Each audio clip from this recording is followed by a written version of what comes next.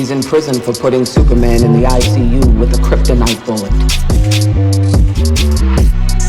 Earlymorningmob, Capo. This show is amazing. I've checked it out a couple of times, and I would recommend all our friends and fans do give them a listen. They do such great work, and I'm really proud and again grateful to be able to be a part of the show. The beautiful people already know who I am and what I do. Do you want to tell the beautiful people who you are and what you do? Yeah, I'm Brandon Scott. I do comedy. I've been doing comedy for about 8 months now. Kind of new to it. Yeah. I started a little late.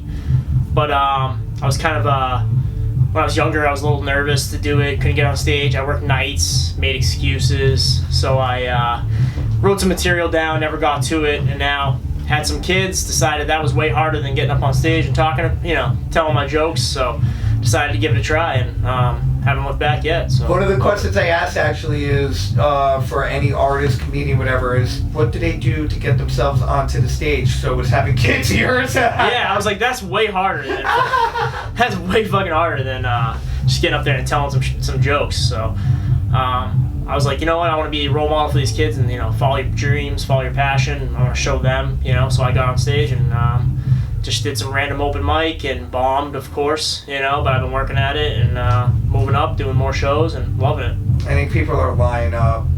I just had this conversation with Capo Frank yesterday about Michael Jordan, bro. He was great, but he wasn't the Michael Jordan that was the GOAT until the Pistons pushed him down and knocked him on the floor a little bit, you know what I mean? 100%. Takes that little bit of mental... And I know, I'm still new, so I know I'm going to bomb. You know what I mean? I know there's going to be days it's not going to go well, but just keep writing and keep trying to renew my shit, make it look better, and getting out there. What's your comic influences and your favorite comic? Alright, my favorite comic, damn. That is tough because I love a bunch. When I was younger, it was Jim Gaffigan. His kind of dad, kind of just abrupt, but funny dude though. Funny dude, yeah, and he makes you think, Nowadays, it's Dave Attell, and I really like Tony Hinchcliffe. Obviously, he does his show Kill Tony. I love Tony Hinchcliffe. Love Kill Tony. People don't know Tony, but I didn't really know him for a while, but I went to go see Joe Rogan when he came to Boston, and Tony opened up for him. And I gotta say, I think Tony was better than Joe Rogan, and I was like, this fucking guy's a killer. That got me into Kill Tony, and that gave me also the push to do comedy. I watched that show, I watched the people bomb, and I was like, you know what, dude? As somebody that makes podcasts, the show is, I like the show more than actually Tony Hinchcliffe himself, but I like how he gives the artists their little couple seconds up on there. It's kind of like what me and Frank are doing in the sense is we try to give a lot of artists and comics, as we're trying to step away from music, a little platform, and the same thing. You got a little bit of time to shine, kid, but do it, you know what I mean? Yeah, for sure. How do you come up with your material? A lot of it is based on my life, really. It's just, having kids, a lot of great material from that. My family, I had a kind of a wild family, Portuguese family. They came from the Azores. They came and they landed in Newport, and they were actually landscapers there and moved to Boston. And, they've been all over. So now family in California, family in Boston, and my grandparents were crazy people. A lot of my jokes kind of based on some of them, some of my parents. My parents are crazy, so just kind of life and growing up and now being a parent, being able to reflect and translate. So you traveled today? I did, yeah. Came from Uxbridge, Mass. So Uxbridge! Uxbridge. I went to my college. I dated a girl for a while from Uxbridge. Get the fuck, really? Yeah, that's crazy, right? Yeah. She used to call it Uxbridge. So Uxbridge, yeah. That's crazy. That was like a 2-hour ride on the way here. Yes. Today. But dude, I love it. I'll go anywhere. I don't care. If anyone gives me an opportunity, I'm gonna go up there. So closer to the big Boston comic scene. Now it makes a little more sense that you got into comedy, maybe even a little bit more. Yeah, I jump between Worcester, Providence, and Boston as much as I can. I work out near Boston, so if I can hit up a mic out there after work, I will. And their comic scenes are a lot bigger, not for nothing. Yeah, no, definitely. Yeah, and then it's cool. You meet the cliques in Worcester, the cliques in Providence. I just did Comedy Connection in East Providence last Wednesday, so that was my first time there.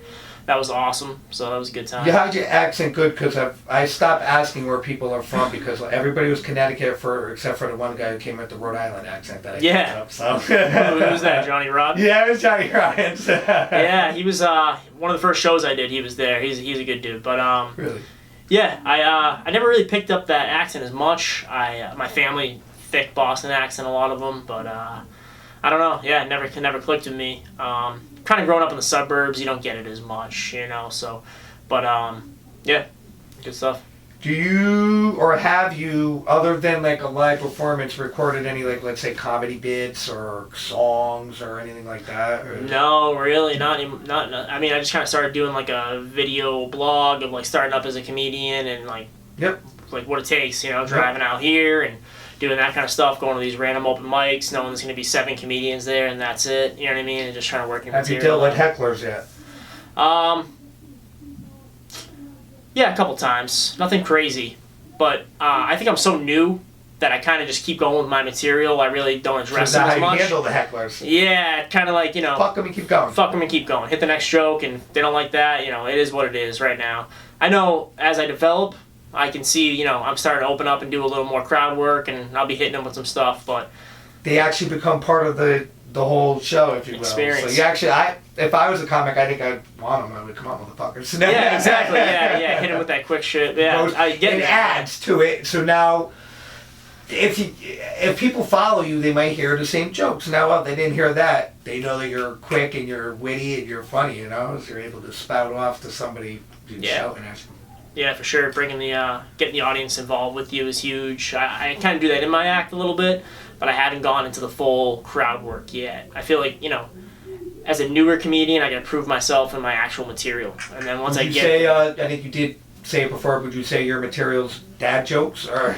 Yeah, observational dad jokes, kind of like quick turns, kind of, you know, situational things, dialogue. I do some dialogue stuff, some things my kids say, how I respond, that kind of thing. So, yeah, dad jokes, but in a comedic form, not just like, you know what's coming. I want to hit you with something you're not expecting. So do you not have a website or a social presence? I have B. Scott Comedy on Instagram. That's my Instagram. I'm going to start putting stuff out on a TikTok, and that's B. Scott Comedy too, but, you know, working on that. So, and then B. Scott Comedy on YouTube as well, and I'm going to do like a vlog type thing where kind of going, you know, traveling around, showing where I'm going, talking about it, showing little bits of my sets, and kind of just giving a little piece I think of... that could be pretty funny and good. Yeah, I feel like, you know, getting to see what it's like in the beginning and then working my way as I go. Because, I mean, I love doing it.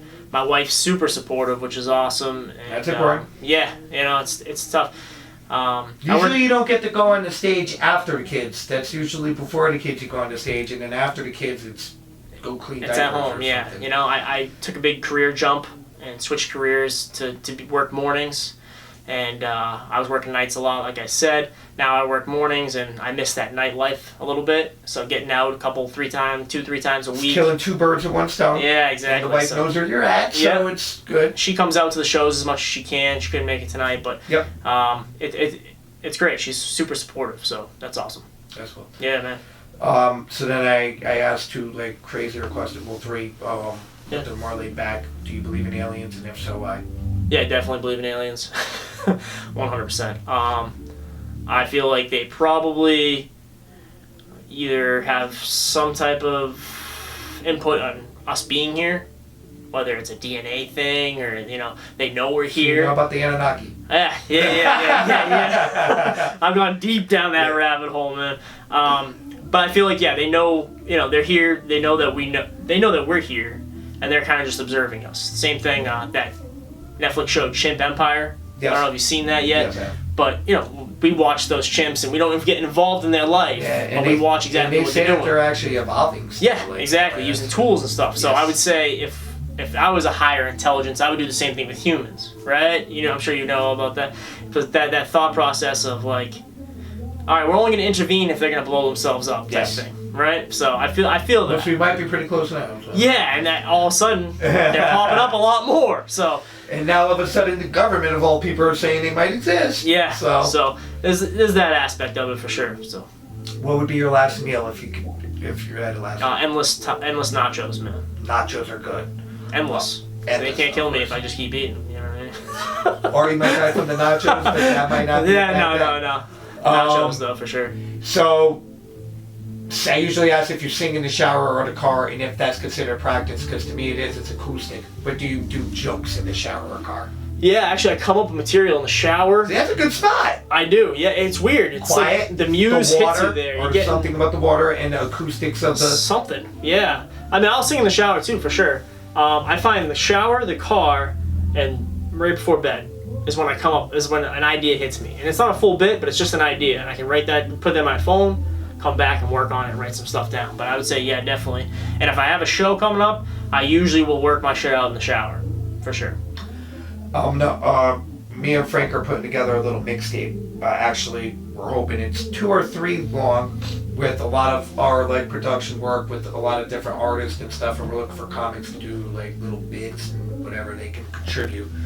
I'd really like you to be part of that because I think that like I come from the age of comics doing little albums. Like Eddie Murphy had a comic album. Yeah, for sure. Stanler had one and I loved it, man. Me and my friends used to play it all the time. Hell yeah. So there's this I think would be fun to add to the comic world too, is to maybe merge the two of music and all that. Yeah, I mean, even if you had a couple comics like right in a row, different bits and stuff, that'd be kind of cool. I think it'd be fun and different, and people don't incorporate that. And it's time to get the comics, like I said, to be doing stuff, and then it kills 2 birds with 1 stone because you can put it on your socials and stuff. Yeah, for sure. Once it's big for TikTok, if you had a funny song, they would kill it on TikTok. Just saying.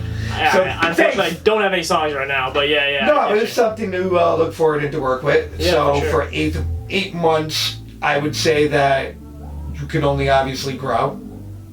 And this is the great platform that we like, is for artists like you to come and to grow.